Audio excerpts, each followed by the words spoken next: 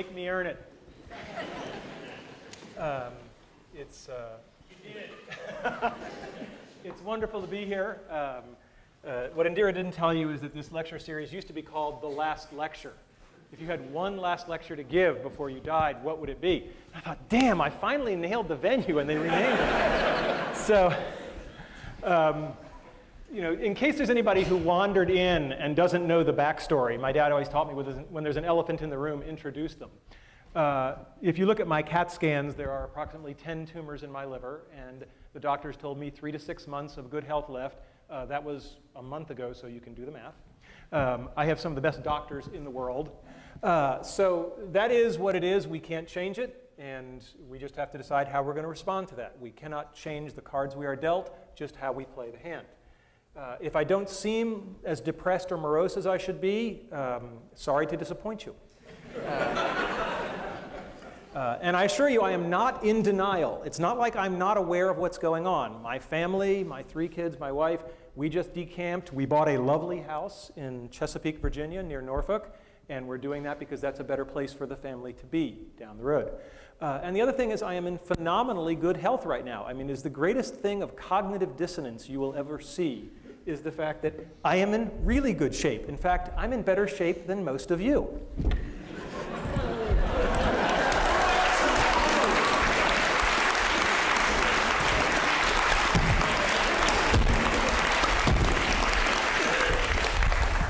So anybody who wants to cry or pity me can come down and do a few of those, and then you may pity me. All right, so what we're not talking about today, we're not talking about cancer, because I spent a lot of time talking about that, and I'm really not interested. If you have any herbal supplements or remedies, please stay away from me. And we're not going to talk about things that are even more important than achieving your childhood dreams. We're not going to talk about my wife, we're not talking about my kids, because I'm good, but I'm not good enough to talk about that without tearing up. So we're just going to take that off the table. That's much more important. And we're not going to talk about spirituality and religion, although I will tell you that I have experienced a deathbed conversion. I just bought a Macintosh.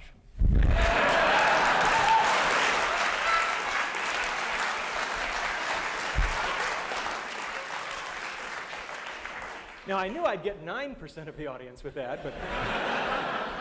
All right, so what is today's talk about then? It's about my childhood dreams and how I've achieved them. I've been very fortunate that way. How I believe I've been able to enable the dreams of others. And to some degree, lessons learned. I'm a professor. There should be some lessons learned. And how you can use the stuff you hear today to achieve your dreams or enable the dreams of others. And as you get older, you may find that enabling the dreams of others thing is even more fun. So what were my childhood dreams? Well, I had a really good childhood. I mean, no kidding around. I was going back through the family archives, and what was really amazing was I couldn't find any pictures of me as a kid where I wasn't smiling, right? And that was just a very gratifying thing. There was our dog, right? Aw, thank you. And there I actually have a picture of me dreaming. Right? And I did a lot of that, There's a lot of wake-ups, it was an easy time to dream. I was born in 1960, right? When you're 8 or 9 years old and you look at the TV set and men are landing on the moon, anything is possible. And that's something we should not lose sight of, is that the inspiration and the permission to dream is huge. So what were my childhood dreams? You may not agree with this list, but I was there. Being in zero gravity, playing in the National Football League, authoring an article in the World Book Encyclopedia. I guess you can tell the nerds early. Being Captain Kirk. Anybody here have that childhood dream? Not at CMU, no. I wanted to become one of the guys who won the big stuffed animals in the amusement park, and I wanted to be an Imagineer with Disney, right? These are not sorted in any particular order, although I think they do get harder, except for maybe the first one. Okay, so being in zero gravity.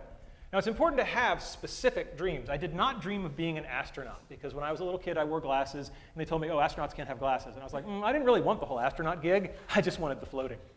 So, and as a child, prototype 0.0. But that didn't work so well. And it turns out that NASA has something called the Vomit Comet that they use to train the astronauts. And this thing does parabolic arcs. And at the top of each arc, you get about 25 seconds where you're ballistic, and you get about a rough equivalent of weightlessness for about 25 seconds. And there is a program where college students can submit proposals, and if they win the competition, they get to fly. And I thought that was really cool, and we had a team, and we put a team together, and they won, and they got to fly. And I was all excited because I was going to go with them. And then I hit the first brick wall, because they made it very clear that under no circumstances were faculty members allowed to fly with the teams. I know, I was heartbroken, right. I was like, but I worked so hard.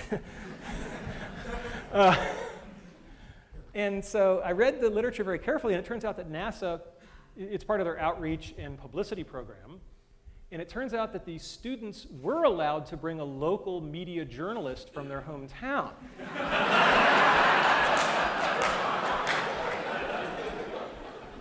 And Randy Pausch, web journalist. It's really easy to get a press pass. So I called up the guys at NASA and I said, I need to know where to fax some documents. And they said, what documents are you going to fax us? So I said, my resignation as the faculty advisor and my application as the journalist. And he said, that's a little transparent, don't you think? And I said, yeah, but our project is virtual reality, and we're going to bring down a whole bunch of VR headsets, and all the students from all the teams are going to experience it, and all those other real journalists are going to get to film it. Jim Foley's going, ah, you bastard, yes. And the guy said, here's the fax number. So, and indeed, we kept our end of the bargain, and that's one of the themes that you'll hear later on in the talk is have something to bring to the table, right? Because that will make you more welcomed. And if you're curious about what zero gravity looks like, hopefully the sound will be working here. It's on. All right, go get him, Mozzie. This is fantastic. It's just amazing. It's nothing like I expected. We are having a great time. There I am. I don't think any of us have on this so far. This is awesome. You got one, Mozzie, that's good. Got a ball for you, Bones. You do pay the piper at the bottom. So, childhood dream number one? Check.